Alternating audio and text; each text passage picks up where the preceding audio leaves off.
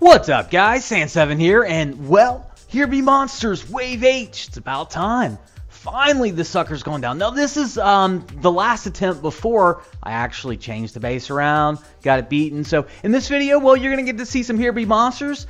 You're going to get to see some Druid-less raiding. Yeah, who would have thunk it? You don't need Druid. Hirsch. Genius, right?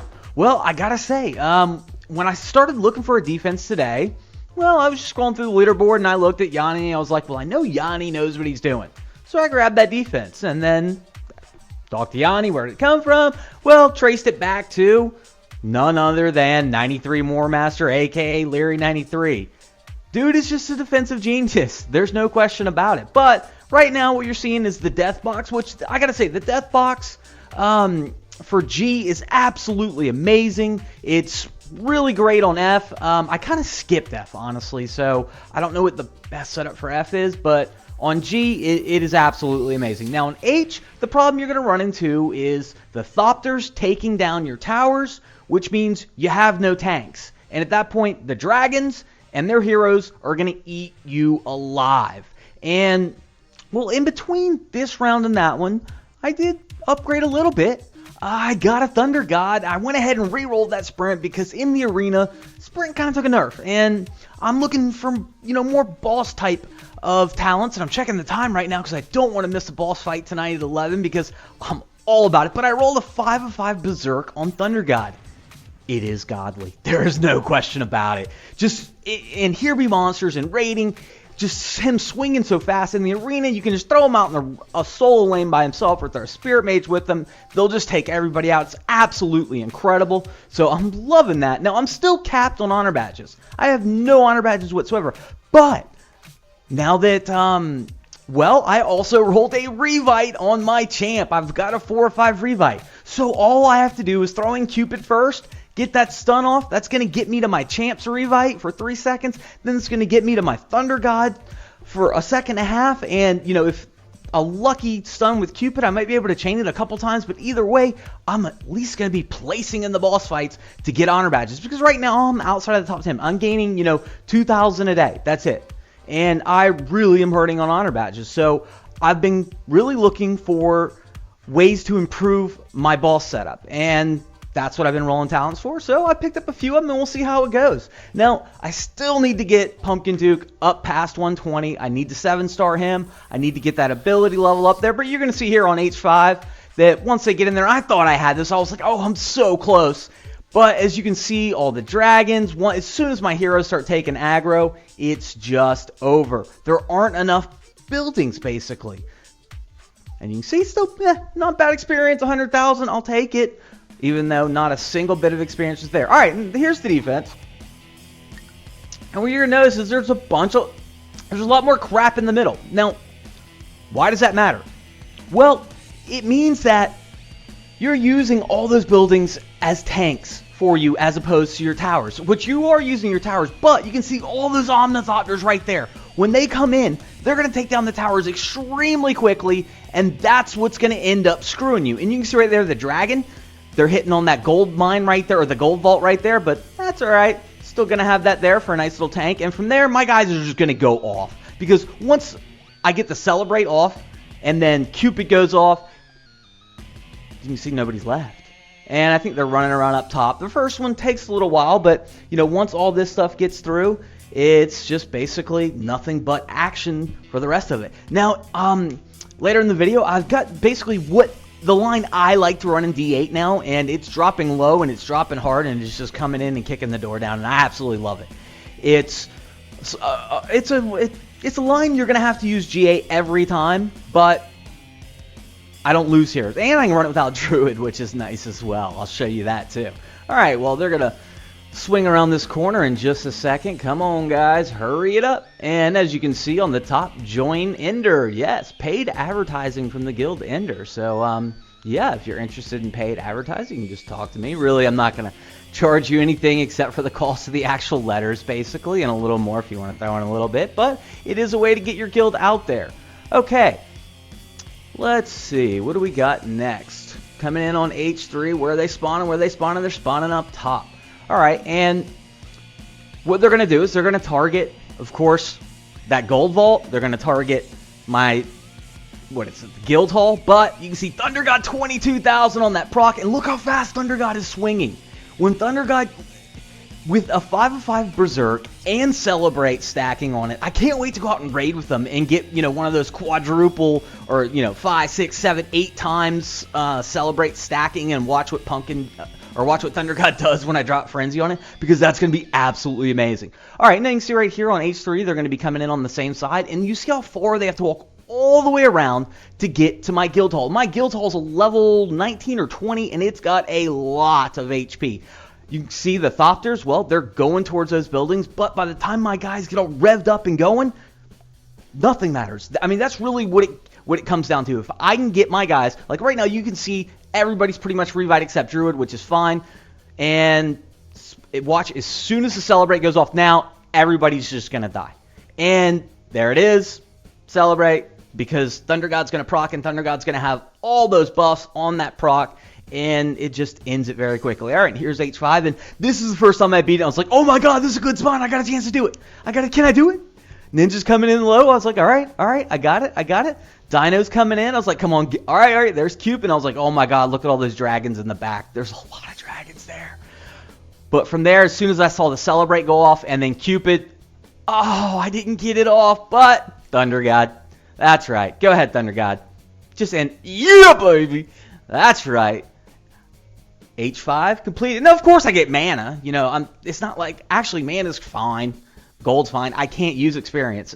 Experience is absolutely useless to me until I get up to 50,000 honor badges. You can see right there in the top left. I did it the first time. I was like, all right, well, hey, let's run it right back. And I didn't even notice. You can see on the left screen right next to the tower and where my town hall is, there's no building there. That's a design mistake. I should have my relic hall there. That's the next highest HP building. But I was just in a hurry and saw this and really wanted to try out, because once I saw it and I was looking at it on Yanni's base, and I saw it in a few other bases, and I was just thinking, wow, that's absolutely it. I see why it works. I see how it works.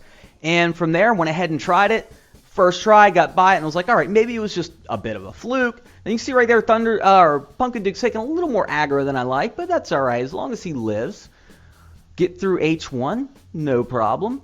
Got 32,000 gold. Give me the gold all day long. All right. And the thing about H, which made it so hard in the beginning, is look at all the you can't really tell how many Omnithopters there are until my guys just start swinging away on them forever, because they're just going to eat through those towers. You can see, all right, come on, Thunder God, you got to get in there. If Thunder God's not going to get on them, the proc on them, then they're going to run on forever. And I zoomed it up there, hoping Thunder God was going to be procking on them, the heroes up there. Thought it'd been a nice little cool camera shot, but didn't get it. No worries though. They're just going to swing around here, and this is one spot. I believe it's either this one or the next one where I'll have a wall broken in, and I think there's a slight adjustment that I'll need to make on that, and I'll show you that when it gets to it in just a second. But as you can see, once they're in there, you can see all my guys are pretty much all revited up. Cupid, have the buff from there. They die quickly. They do not last long. It's like an upgraded version of the Death Box. That's what this is. It's adding decoy buildings. I love that term that Yanni was using. They're decoy buildings. That's really what they are. All right, and you can see they spawn there, and that's an exploding ninja there, but that's all right. Celebrate's going off. Thunder God procs once, and he's going to get in there, and he's going to proc again in 3, 2, 1. Proc! Yes! Hey, all easy. Because, look, you only have 5 towers, but look at all the buildings I still have in there protecting me. They spawn on this side. Well, they're going to be targeting the gold vault. They're going to be targeting the tower. And you can see right here, Ninja starts swinging through the wall. That's because it's one too long, but no worries. I'll be able to take care of that now.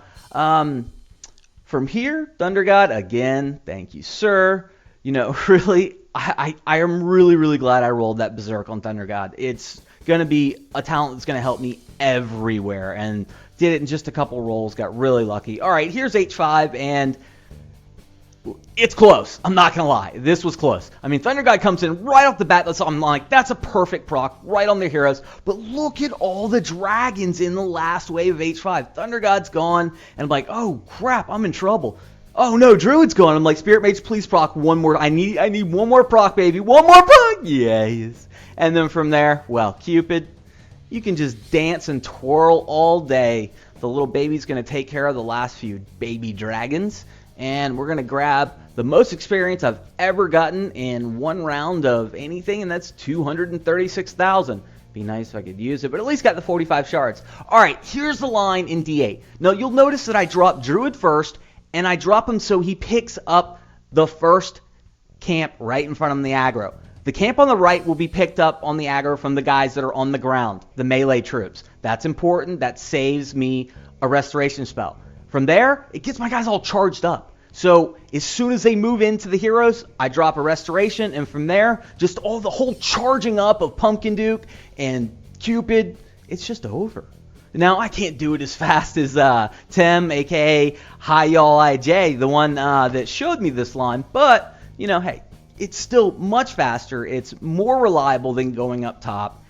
And yes, it does take a GA every time, but the fact that I know I'm going to beat it, and it's basically drop and walk away, love it. You can see right there, dropping the Druid, the melee guys, you can see the camp on the right, they will come in and get aggro on the melee guys, which is what I want, because I want Pumpkin Duke or Thunder God proccing as much as possible. Then I'm going to drop the GA, and basically what's going to happen is either Thunder God or Pumpkin Duke is going to become the tank for all those legendaries that are coming after me. I'll take that all day. And from there, it's just mop-up business. You know, I keep the restoration just in case, you know, there's something freaky happens and somebody takes a whole bunch of aggro with a, you know, where they shouldn't. But it's maybe 1 out of 10 times that I'm even going to have to use the restoration there. Because you can see that once they're charged up, when Spirit Mage procs, when Thunder God procs, it all dies. No drops, but that's all right. All right, well, I'm going to run it again, but this time, no Druid. Who needs Druid these days, right? Instead of Druid, just throw in the Reaper. You got 3 floaters out there. Gotta love it. All right, now I was thinking, who do I tank? Well, I decided to use Spirit Mage, and then I'm going to have to use the Restoration right off the bat. I know that. Keep my Spirit Mage going, and then basically the same thing. They're all going to charge up, and then I'm going to drop my Restoration when I grab aggro from the heroes. Timely proc by Thunder God. Twice right on top of those hero bases. And then I was a little worried about Reaper versus the Paladin there, but nope. Not when everybody's charged up and procs are flying all over the place. Not going to happen. And you can see that the Reaper's getting a little down on health, but as soon as Thunder God and Spirit Mage proc again, the rest of the buildings just go. They're all gone. D8, S11 is now a joke. That's just the way the game's gone. All right, now we got a raid for you. This is raiding without Druid, and it's the same philosophy of the last video I did on power leveling with Pumpkin Duke, where I'm dropping him out there, getting as much aggro as I can. I don't do a good job on the camera on this one. You're not going to get basically the middle of the base exploding. It's going to be kind of hidden because it happened too damn quickly. But I'm going to drop Pumpkin Duke, and I tried to get both camps, and I couldn't. It's like, all right, well, I'll just go ahead and use the Restoration. Don't have to use a GA. Now, I did grab the Fervor there because Druid's Energetic adds a buff to attack, so I wanted to emulate that with the Fervor. So I dropped the Frenzy, then I'm going to get the Fervor in there, and then I look up, and I'm like, wait a minute, where did it all go?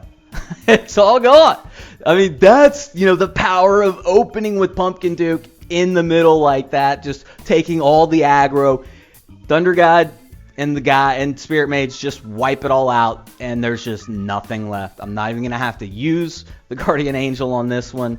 Now, it wasn't a big loot raid, but it was just like, okay, I kind of want to raid without Druid, so that one worked out. I got one more raid for you, and this one was just kind of cool. It's like, looking at this one, I was like, well, I'm just going to let him run down the line. Spirit Mage, you take right. Thunder God, you got left. Now, in this one, Thunder God has Sprint, and now I have Berserk on him. I got to say, I used to have a 4 or 5 Berserk, and I had re-rolled it to a Sprint. No, I gotta say the Sprint was useful back in, you know, the old Arena days, but since the Arena has changed, I had been really missing that Zerk. And yesterday, rolled it, you know, second, third roll, saw 5 of 5, and I was like, yes! I wish I would have been recording like that, because, you know, I get slightly excited when I get what I want in this game, if anyone's ever seen the Pumpkin Duke video where I rolled him. But from there, you're going to see they're just going to take down the left, take down the right, come in together. We're going to drop the spell somewhere around here maybe. But look at the proc from Spirit Mage. No, we're not dropping a spell. We're going to go ahead and just get a few 100,000 in resources. No magic needed. just because he had a nice little runway for all my guys to get all revved up. All right, I want to talk about a few YouTubers. Alpha Male CC, I've known him forever. You know, a lot of enthusiasm when he was recording. He did just get the capability to actually screen record. I told him that I'm not going to promote you till you get that at least. Also, the next one I'll talk about is Prax. And Prax I found in my inbox. I didn't check it for like a month. Saw him and I was like, wow, I really like this guy. You know, I like his style. I don't know if he's even done videos since. I sent him a message back. It's like 2,000 words. I just started typing while listening to the videos and just kind of went off on, you know, how I started in YouTube and kind of my ideas on how to get better at YouTube. And then there's Gunshine. Gunshine, I love Gunshine. Gunshine, I heard one of his videos in Kakao. I got him to link it, and I gotta say, it was his first video and his first com. Dude can speak. He's got a great voice, knows his shit. Absolutely love his stuff. Go check those guys out. And if you're interested in YouTube, right there's your site. This forum is absolutely amazing. You know, I gotta say, it's a forum where there's no hate, there's really no hate and a ton of information. Basically, back in October, when I grabbed about 300 subs, I was like, wow, I'm kind of growing here. I need to find some information out about this. I went over to YT Talk, and I found tons of great stuff. I would start off, well, of course, go in, introduce yourself, but from there, check out the stuff Uber Danger has. The overall growth guides for the small channels. He's a gaming channel. He's the one that advised me to go to the network I'm with, Curse. And, you know, there's just a lot of other great guides out there. Anything you could possibly think to know, you need to know about YouTube, it's there, and it's all YouTubers, you know, anywhere from the small YouTubers to the experienced, you know, to the giant. So I, you know, highly suggest it. It's a site that has helped me a lot because I'm getting a lot of questions about YouTube and starting YouTube. So I figured I'd throw that out there. All right, guys, that's it for this one. San7 out.